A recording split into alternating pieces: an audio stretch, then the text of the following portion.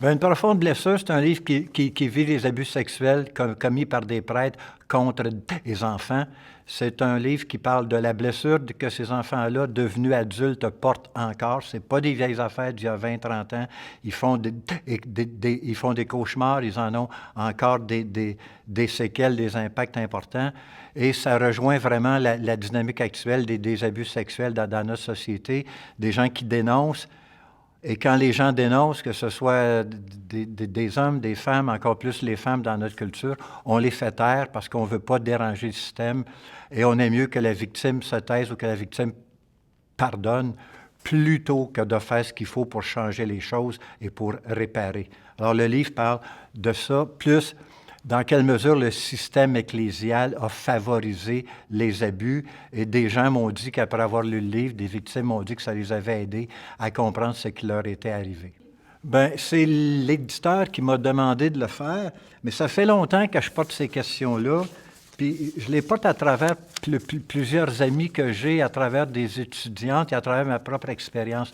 J'ai pas moi-même vécu d'abus, mais je suis entré au collège à 11 ans. Et quand j'ai dit à mes oncles que j'entrais au collège, ils se sont partis à rire en disant que j'irais me faire taponner par les pères.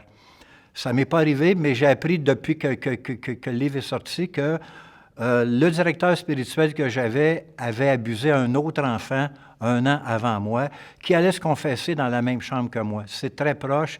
J'ai eu des étudiants qui avaient été victimes et qui, malgré tout, étaient des personnes extraordinaires. Là, j'ai découvert que les choses n'étaient pas tout noir ou tout blanc. Les blessures restent en dedans.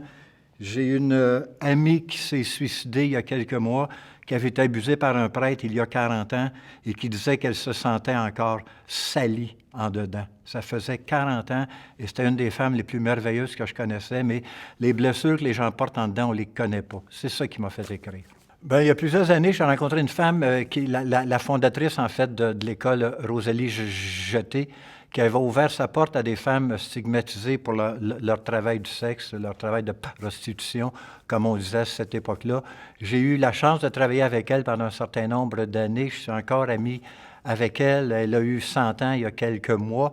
Je pense que c'est d'elle que tout ça vient, le fait d'écouter la parole des gens, de faire émerger la parole des gens. Je pense que Marie Labrec a été une personne extraordinaire et la majorité des recherches que j'ai faites viennent de là, des femmes que j'ai rencontrées alors que j'étais encore très jeune.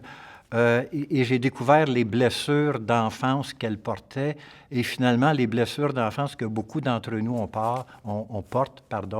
Donc la recherche, l'enseignement que j'ai fait ont été très marqués par cette rencontre avec Marie Labrec. Chaque jour de sa vie, je trace du bout des doigts les fissures de son être.